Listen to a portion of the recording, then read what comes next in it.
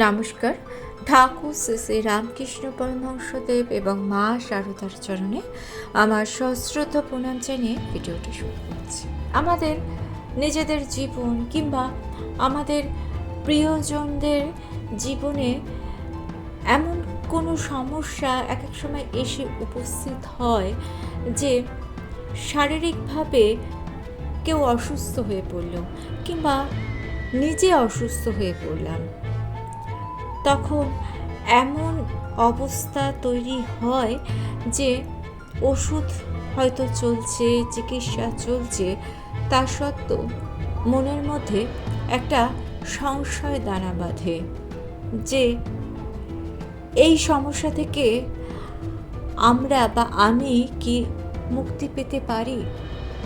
নিজের সমস্যা তো একরকম, কিন্তু প্রিয়জনদের সমস্যা সেটাও কিন্তু আমার মনে হয় নিজের সমস্যা থেকেও অনেক বেশি। কারণ আমরা নিজেদের থেকেও আমাদের কিছু প্রিয়জন আছেন, তাদেরকে হয়তো বেশি ভালোবাসি। তো যাই হোক, প্রত্যেক মানুষের জীবনে এরকম সময় এসে থাকে। সবার জীবনেই কোনো না কোনো সময় এরকম ঘটনা ঘটে যে সব কিছু চলা সত্ত্বেও শারীরিকভাবে কেউ হয়তো অসুস্থ, তখন এই কথা মনের মধ্যে ঘোরাফেরা করে যে ভগবান এবার দয়া করবেন তো, কৃপা পাবো তো ভগবানের। আপনার জীবনেও যদি এই রকম সমস্যা সংশয় এসে থাকে, তাহলে আজকের আলোচনা আপনার জন্য। মা শারদার জীবনের কিছু ঘটনার আলোকে এই বিষয়ে আজকে আলোচনা করব। একজন অসুস্থ ভগ্ন হৃদয় মানুষ এসেছিলেন মা শারদার কাছে। সমস্ত আশা তার নিভে গিয়েছিল। মার কিছু কথা, কিছু উপদেশ তার জীবনের মোড় কিভাবে ঘুরিয়ে দিয়েছিল, সেই কথাই আজকে বলবো। মা কি কোনো অলৌকিক ঘটনা ঘটাননি, কোনো জাদু মন্ত্র তিনি প্রয়োগ করেননি। তিনি শিখিয়েছিলেন রোগের মধ্যেও কিভাবে ঈশ্বরের প্রতি বিশ্বাস রেখে জীবনে শান্তি পাওয়া যায়। একটা সময় ছিল যখন দূর দূরান্ত থেকে মানুষ ছুটে আসতেন জয়রামবাটিতে। কারোর আর্থিক সমস্যা, কারোর পরিবারের দুঃখ কষ্ট, কারোর সন্তানের অসুখ, কারোর মনের যন্ত্রণা। তারা জানতেন মা শারদা ডাক্তার নন, বুদ্ধি নন, কবিরাজ নন, কিন্তু তারা জানতেন মা শারদা হচ্ছে সকলের আশ্রয়। কারণ তার কাছে গেলে মানুষ শুধু শান্তি পেত না, তার কাছে গেলে মানুষ নতুন করে বাঁচার রাস্তা খুঁজে পেত। একদিন এক অসহায় ভক্ত এলেন মায়ের কাছে বসে বললেন যে মা, আর পারছি না, বহু দিন ধরে অসুস্থ অবস্থায় পড়ে আছি, মনে ভীষণ ভয় হচ্ছে। মা কোনো উদ্বেগ নিয়ে তার কাছে তাকালেন না। মা তার দিকে তাকালেন মমতার দৃষ্টিতে। করুণাময়ী মমতাময়ী মা শারদা মিষ্টি ভাষায় শান্ত করে তাকে বললেন, চিকিৎসা করো আর ঈশ্বরের নাম করো। শুধু এই একটি মাত্র বাক্য, কিন্তু এই বাক্যের মধ্যে ছিল ভরসার আলো, বিশ্বাসের আলো। মা কখনো চিকিৎসককে অস্বীকার করেননি। তিনি কখনোই বলেননি যে শুধু প্রার্থনা করলেই হবে। আবার তিনি কখনোই বলেননি যে শুধু ওষুধ খেলেই হবে। তিনি দুটোকেই একসঙ্গে গ্রহণ করতে শিখিয়েছেন। শরীরের জন্য চিকিৎসা আর মনের জন্য ঈশ্বরকে স্মরণ। এই দুয়ের সমন্বয় মায়ের শিক্ষা। ভক্তটি আবার প্রশ্ন করলেন, মা, যদি অসুখ না সারে? মা মৃদু হেসে বললেন, ঠাকুর যা করবেন ভালোর জন্যই করবেন। এই কথা শুনে অনেকের মনে হতেই পারে যে এত সহজ কথা, কিন্তু এই সহজ কথার মধ্যেই লুকিয়ে আছে আধ্যাত্মিক রহস্য। মানুষের অনেক সময়তে আসল রোগের কারণ হয় হতাশা, ভয়, অস্থিরতা, অর্থাৎ শারীরিক নয়, মানসিক সমস্যা। মা প্রথমে মানুষের মানসিক রোগের চিকিৎসা করতেন, কারণ ভেঙে পড়া মন মানুষের শারীরিক অস্থিরতা, শারীরিক কষ্টকে আরও বাড়িয়ে দেয়। আমাদের নিজেদের বা আমাদের প্রিয়জনদের কারোর রোগ হলেই আমরা ভয় পাই, আর ভয় থেকে আসে হতাশা। মা বলছেন, বিশ্বাস হারিও না। মা বলছেন, যিনি এই শরীর তৈরি করেছেন, যিনি এই শরীর দিয়েছেন, তিনি পথ দেখাবেন। মায়ের কাছে বহু ভক্ত দীক্ষা গ্রহণ করতেন। মা তাদের সবসময় বলতেন, নাম জপ করো, মন না বসলেও নাম জপ করো, কারণ নাম জপই মানুষের মনকে অন্তর থেকে প্রবৃত্ত করে। একজন ভক্ত একবার মাকে বলেছিলেন, মা, জপ করতে মন বসে না।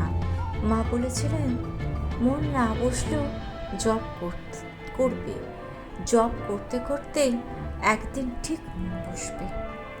এই একটি বাক্যই অনেক মানুষের জীবনে নতুন আশা জাগিয়েছে। কারণ মা জানতেন যে আজ হয়তো মন বসছে না, কালও হয়তো মন বসবে না, কিন্তু ভবিষ্যতে এই নামই মানুষের জীবনকে পরিবর্তন করবে। রোগের সময় নাম জপ আরও বেশি প্রয়োজন, কারণ রোগের সময় মানুষের মন দুর্বল থাকে।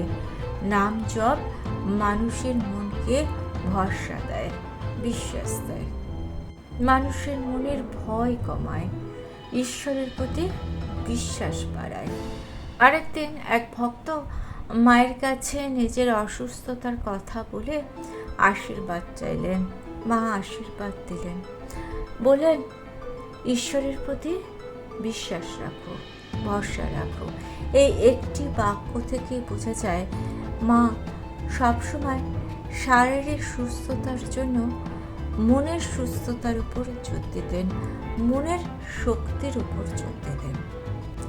ঈশ্বরের প্রতি বিশ্বাস আমাদেরকে অহংকার থেকে মুক্তি দেয়, হতাশা থেকে মুক্তি দেয়।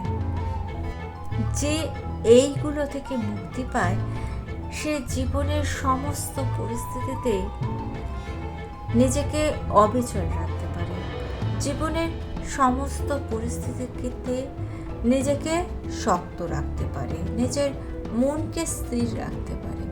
জানেন, আজও মায়ের কথা কেন প্রাসঙ্গিক?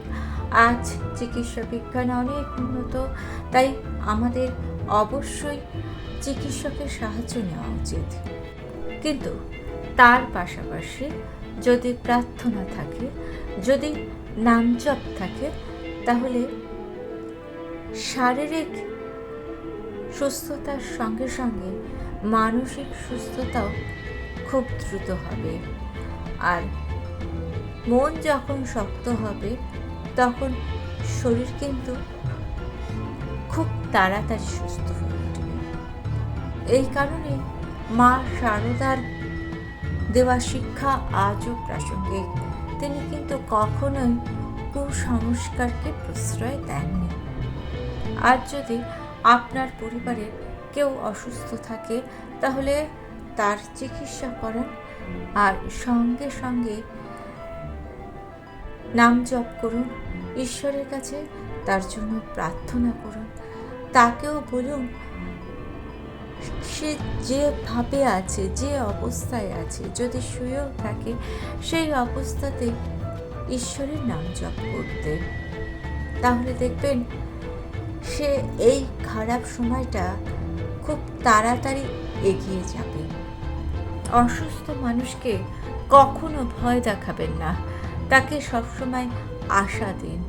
আশাবাদ কিন্তু মানুষের সব থেকে বড় ওষুধ। মা সারদা দেবী আমাদের এই শিক্ষাই দিয়েছেন। অনেকে মনে করেন যে ভক্তি মানে চিকিৎসার কোনো প্রয়োজন নেই, কিন্তু ঠাকুর শ্রী শ্রী রামকৃষ্ণ দেবের জীবন কিন্তু আমাদের অন্য শিক্ষা দেয়। তিনি কখনো চিকিৎসার বিরোধিতা করেননি। তিনি নিজেও যখনই অসুস্থ হয়েছেন তখনই কিন্তু তার চিকিৎসা হয়েছে। তাকে ঠিকমতো সেবা করা হয়েছে, যত্ন করা হয়েছে, তিনি ওষুধও নিয়মিত খেয়েছেন, সঙ্গে ছিল তার ঈশ্বর চিন্তা। এই কারণে মাও কিন্তু বলতেন চিকিৎসা করবে আর তার সাথে সাথে নাম জপও করবে। মা সবসময় আমাদের এরকমই শিক্ষা দিয়ে গেছেন। কিন্তু দুর্ভাগ্যের বিষয়, এই 2026 সালে দাঁড়িয়েও অনেক জায়গায় এখনো চিকিৎসকের পরামর্শ নেওয়া হয় না। এখনো নানান রকম তাবিজ কবজ, নানা ধরনের ওষুধ এগুলো ব্যবহার করা হয় এবং এর পার্শ্ব প্রতিক্রিয়া মানুষের জীবনকে দুর্বিষহ করে তোলে। উদাহরণস্বরূপ বলি যে এখনো অনেক গ্রাম আছে যেখানে সাপে কামড়ালে চিকিৎসা করা হয় না, সেখানে ওঝার কাছে নিয়ে যাওয়া হয় এবং অবধারিতভাবে অনেক মৃত্যু কিন্তু ঘটে। এর জন্য অবশ্যই দায়ী কিছু মানুষ। যারা যাচ্ছেন তারাও অপরাধ করছেন, তারা জেনে শুনে ভুল পথে এগোচ্ছেন, আর কিছু মানুষ অসাধুভাবে ব্যবসা করছেন।